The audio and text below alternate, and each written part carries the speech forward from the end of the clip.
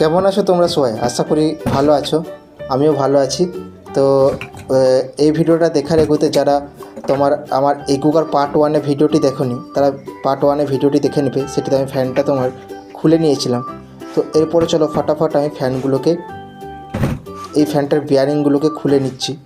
তো দেখো আমি পোলার দিয়ে বিয়ারিংগুলো খুলছি। যদি তোমাদের কাছে পোলার না থেকে থাকে তো তাও কীভাবে ওপেন বিয়ারিংগুলো খুলতে হয় সেটা আমি একটা পরবর্তী ভিডিওতে তোমাদেরকে দেখিয়ে দেবো।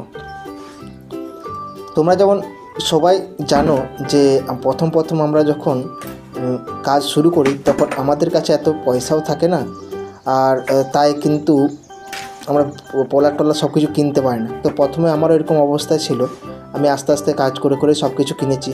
তো যেমন দেখো আমি বিয়ারিংগুলো খোলার পর আমি ওয়াশারগুলো খুলে নিয়েছি।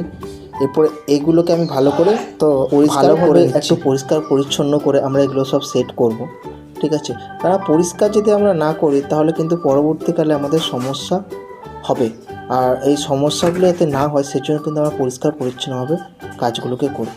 তাতে আমাদের একটু সময় লাগুক, কিন্তু আমরা কাজগুলো একটু যত্ন সহকারে করব। যেমন দেখো এই যে দুটো যে বিয়ারিং আছে, তো এই বিয়ারিং দুটো হচ্ছে তোমার 6201 দিয়ে। তো ভিডিওতে আমি তোমার বিয়ারিংয়ের নাম্বারগুলো মেনশন করে রেখেছি। তো বিয়ারিংগুলো সেট করার পর হাতুড়ি নিয়ে পড়ে তার চার সাইডে কিন্তু খুব আস্তে আস্তে ঠুকে বিয়ারিংগুলোকে আমাদেরকে লাগাতে হবে। খুব জোরে ঠুকা চলবে না, চার সাইডে ধীরে ধীরে ঠুকে লাগাতে হবে বিয়ারিংগুলোকে। সবসময় একটা কথা মনে রাখবে, বিয়ারিং বসানোর সময় কোনো ধরনের অতিরিক্ত শক্তির প্রয়োগ করবে না, তাহলে অনেক সময় বডিও ফেটে যায়, অনেক সমস্যা হয়। তো নেক্সট পার্টে দেখো আমি কিন্তু এরপর বলেছিলাম যে কয়েলের কোনো সমস্যা নেই, কিন্তু কয়েলের তারগুলোকে আমি আবার নতুনভাবে বার করব। তো সেই অনুযায়ী আমি দেখো কয়েলের তারগুলোকে কাটার দিয়ে কেটে নিলাম।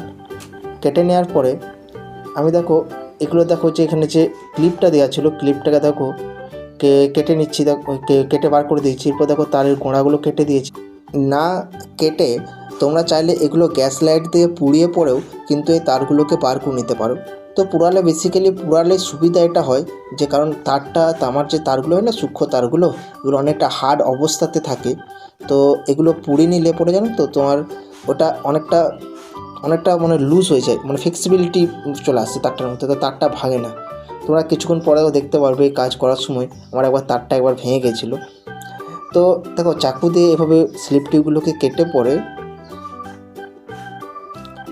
ভালোভাবে পরিষ্কার করে নেওয়ার পরে আমরা এর মধ্যে যে আছে না, আমরা এর মধ্যে তোমার এই যে তারগুলো আছে তারগুলো কিন্তু আমরা অ্যাটাচ করবো, মানে তারগুলো লাগাবো, ঠিক আছে? 3টে তার দেখো আমি মুড়ে নিচ্ছি। এই তারগুলো মোড়ার সময় খুব সাবধানে মুড়বে, কারণ অনেক সময় কী হয় গোড়া থেকে তারগুলি তোমার কেটে যায়। যে বললাম না তারটা ভেঙে গেছিলো, এই দেখো এই যেমন তারটা নীল তারটা সবুজ তারটা ভেঙে গেছিলো। এরপর সোল্ডারিং পেস্ট দিয়ে ভালো করে আমরা এটাকে সোল্ডারিং করে নিচ্ছি। তোমরা এই সোল্ডারিং করার এগুলো তোমরা একবার সিরিজ ল্যাবে চেক করে নিতে পারো, তারপরে তোমরা সোল্ডারিং করতে পারো। তো দেখো স্লিপ টিউবগুলো আমি কেটে পরে খুব সুন্দরভাবে সেট করে নিচ্ছি। তো এই স্লিপ টিউবগুলো সেট ভালোভাবে করতে হবে তোমাদেরকে, আর সেট যদি খারাপ মানে ভুল ভ্রান্তি কিছু হয় তাহলে কিন্তু পরবর্তীতে তোমাদের অনেকটা সমস্যার সম্মুখীন হতে হবে। আর স্লিপ টিউব পরাবার সময় সবসময় তারের গোড়াগুলোতে হাত দিয়ে ধরে তোমরা স্লিপ টিউবগুলো পরাবে। এই স্লিপ টিউব পরিয়ে দেওয়ার পর তোমরা আরেকবার সিরিজ একবার চেক করে নেবে যে কয়েলটা আমাদের ঠিক কন্ডিশন আছে। তো এরপরে দেখো আমি একটা ফিল্ম পেপার নিয়ে, মানে কয়েল বাঁধার জন্য যে আমরা পেপারগুলো ব্যবহার করি সেই ফিল্ম পেপারগুলো নিয়ে পরে আমি এটার নিচে তারগুলোর নিচে দিয়ে পরে তারপর দেখো আমি কেবেলটা এখানে ব্যবহার করছি। তোমাদের কাছে যদি কেবেলটাই না থাকে তাহলে তোমরা সিম্পলি কোনো সুতির সুতো দিয়ে পরে এটা বেঁধে দেবে তারগুলোকে। আমার কাছে এই মুহূর্তে কেবেলটা আছে তাই আমি কেবেলটাই ব্যবহার করছি। তো কেবেলটাই যে ব্যবহার করতে হবে এরকম কোনো ব্যাপার নয়, তোমাদের যেটা সুবিধা তোমরা কিন্তু সেটা ব্যবহার করবে। এমন কিছু জিনিস দেবে যেটা যেন হিটে গলে না কো, ঠিক আছে? তো লাইলন দড়ি তোমরা এটার মধ্যে দাও না কো, সুতো দেবে, যেগুলো পৈতের সুতো যেগুলো হয় সেগুলো দিলে অনেকটা সুবিধা হয়, অনেকটা ভালো হয়। তো আমি তারটাকে খুব সুন্দরভাবে ঘুরিয়ে পরে বেঁধে নিচ্ছি।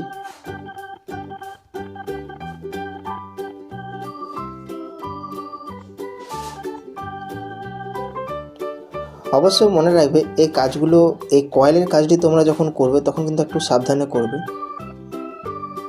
যদি একটু সাবধানে না কাজটি করো তাহলে কিন্তু তোমাদের এই কয়েলের তারগুলো কেটে যাবে, আবার তোমরা খুঁজে খুঁজে বার করতে হয়, তারপর আবার ঠিক করতে হয়। তো তাই একটু সাবধানে করতে হয়, তাই একটু চেষ্টা করবে সাবধানে করার। এরপর দেখো আমি ফাইনাল 3টে কেবল টাই মেরে পরে এটাকে কমপ্লিট করে দিচ্ছি। কেবলটায় সিরাগুলো আমি দেখো কেটে নিয়েছি। এরপর একটা যে কোনো একটা ধরনের তার নিয়ে পরে তোমরা, আমি যেমন ফ্লেক্সিবল তার ব্যবহার করছি, তোমরা যদি এই জায়গায় জিআই তার ব্যবহার করো তাহলে কিন্তু তোমাদের আরও সুবিধা হয়। তোমার কাছে জিআই তার না থাকার জন্য আমি কিন্তু ফ্লেক্সিবল তারই ব্যবহার করেছি। তো একটু রাউন্ড করে ওই ফুটোটার হোলটার মধ্যে তোমরা পরে নেবে ওপর দিক থেকে, নিচে থেকে বার করে এভাবে 4টে তারকে একসঙ্গে করে নিয়ে পরে, সব তারগুলো একসঙ্গে করে নিয়ে পরে আস্তে আস্তে এগুলো একটু টেনে নেবে। তো টেনে নিলে যেমন দেখো তারগুলো তোমার বেরিয়ে গেছে। এরপর ওই ফ্লেক্সিবল তারটা খুলে পরে একটা একটা করে তার তোমরা টেনে নেবে। দেখো আমাদের কয়েল রেডি হয়ে গেছে। তো চলো কয়েলটা আমরা চেক করে নিই। তোমরা একটু ডুমটার দিকে দেখবে, যেমন দেখো আমি এখানে 2টো তার ঠেকাচ্ছি, লাইটটা জ্বলছে।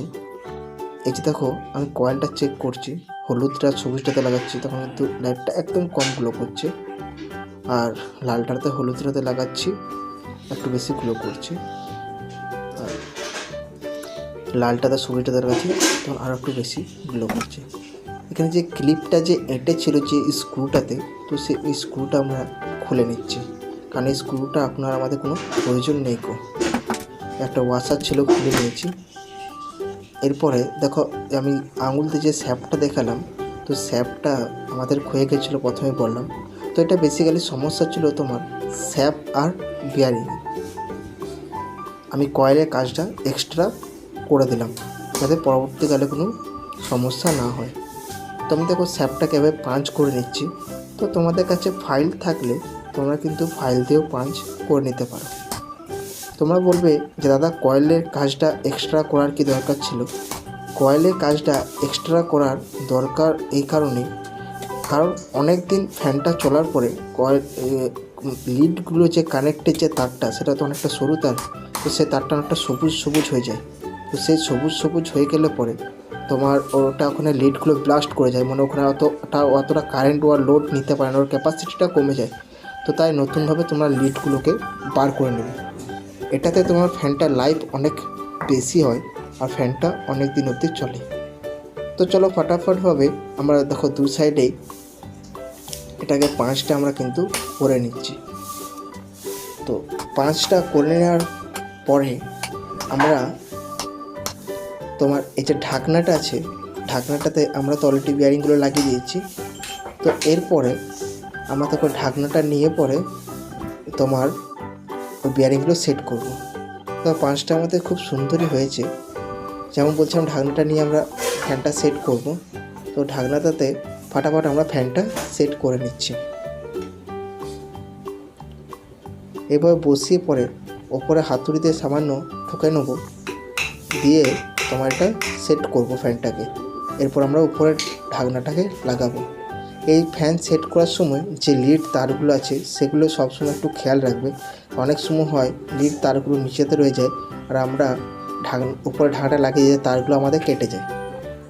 প্রথম আমার এই ভুলটা হতো, তো এই ভুলটা যেন না করো। প্রথম এই ভুলটা সবারই হয়, আস্তে আস্তে সব কিছু ঠিক হয়ে যায়।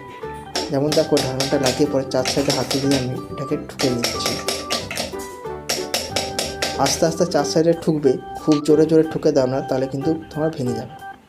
এর মাঝে একটা ভিডিও একটু স্কিপ হয়ে গেছে, কারণটা হচ্ছে আমি ক্যামেরাটা অন তো ছিল কিন্তু ভিডিওটা রেকর্ড করতে ভুলে গেছিলাম। তো সেই জন্য সেটের যে স্ক্রু টাইটের যে ব্যাপারটা ছিল সেটা তোমাদেরকে দেখাতে পারছি না। পরবর্তী ভিডিওতে আমি চেষ্টা করবো যে এরকম ভুল যেন না হয়। তো যেমন দেখো আমি সেট করে নিয়েছি, হাত দিয়ে ঘোরাচ্ছি, খুব সুন্দর ফ্রি ঘুরছে ফ্যানটা।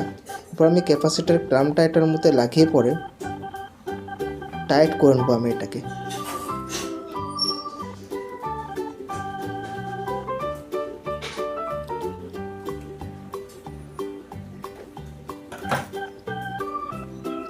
তোমরা অবশ্যই বলবে যে তোমাদের আমার ভিডিওগুলো কেমন লাগে, আর যদি কোনো জায়গায় কোনো সমস্যা হয় তো আমি এখানে আমার হোয়াটসঅ্যাপের নাম্বার দিয়ে দেবো, তো তোমরা ডাইরেক্টলি আমাকে কলও করে নিতে পারো যে কী সমস্যা হচ্ছে, আমি তোমাদেরকে দেখিয়ে দেবো। তো যাই হোক, এই যে দেখো আমি ক্যাপাসিটারটা চেক করছি, তো ক্যাপাসিটারটা দেখো ঠিকই আছে ক্যাপাসিটারটা। তো ক্যাপাসিটার যে কী করে চেক করতে হয় সেটা যদি তোমরা না জানো, তো আমি পরবর্তী ভিডিওতে তোমাদেরকে ক্যাপাসিটার কীভাবে চেক করতে হয় সেটাও দেখিয়ে দেবো। আর যেটা বলছিলাম, যদি তোমাদের কোনো সমস্যা হয় তোমরা আমাদেরকে জানাবে, তো আমি সেই অনুযায়ী আবার ভিডিও বানিয়ে আপলোড করব, যেটাতে তোমাদের সমস্যার সমাধানগুলো হয়ে যায়। যেমন দেখো আমি সবুজ তারটা আর হলুদ তারটা ক্যাপাসিটার দুটো তারের সাথে জয়েন করে দিয়েছি। এরপর দেখো আমি সিরিজে দেখো চেক করছি, লালটা কমন ওয়্যার, লালটা তার হলুদের লাগালে ফ্যানটা রোটেশন ঠিক দিকে হচ্ছে, তো সেই অনুযায়ী আমরা এটাকে তাড়াতাড়ি কানেকশন করে নেব।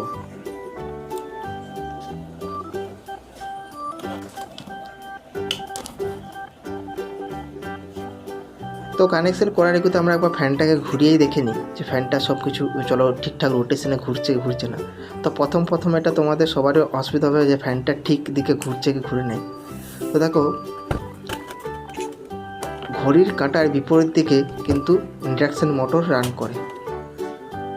তো ঘড়ির কাঁটার বিপরীত দিকে ইন্ডাকশন মোটর, তো ফ্যানও তো এক ধরনের ইন্ডাকশন মোটর, তো ফ্যানও তোমার ঘড়ির কাঁটার বিপরীত দিকেই রান করবে, মানে ঘড়ির কাঁটার উল্টো দিকে ঘুরে। তো এটা একটু মাথায় রাখবে, বা তোমার টেবিলের মধ্যে একটা মার্কিং করে দেবে, যাতে তোমাদের পরবর্তীকালে তোমরা না ব্যাপারটা গুলিয়ে যাও। চলো তাহলে চলে এসেছি ফ্যানটা নিয়ে পরে। এই তো বড় বাবা আর বড় মা আছে, এদের দুজনাকেরই ফ্যান। তো এখানে আমি এখন লাগাবো ফ্যানটা।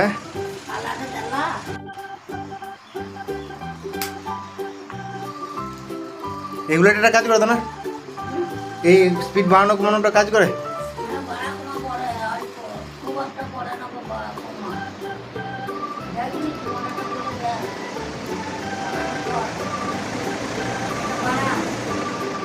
এই তো কাজ করছি তো, এটা তো খুব স্লো হয়ে গেল।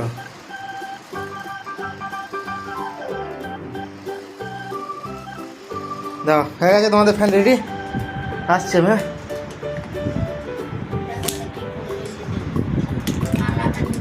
হ্যাঁ অলরেডি মিশছি, বাবা আসছি গো, বাবা আসছি।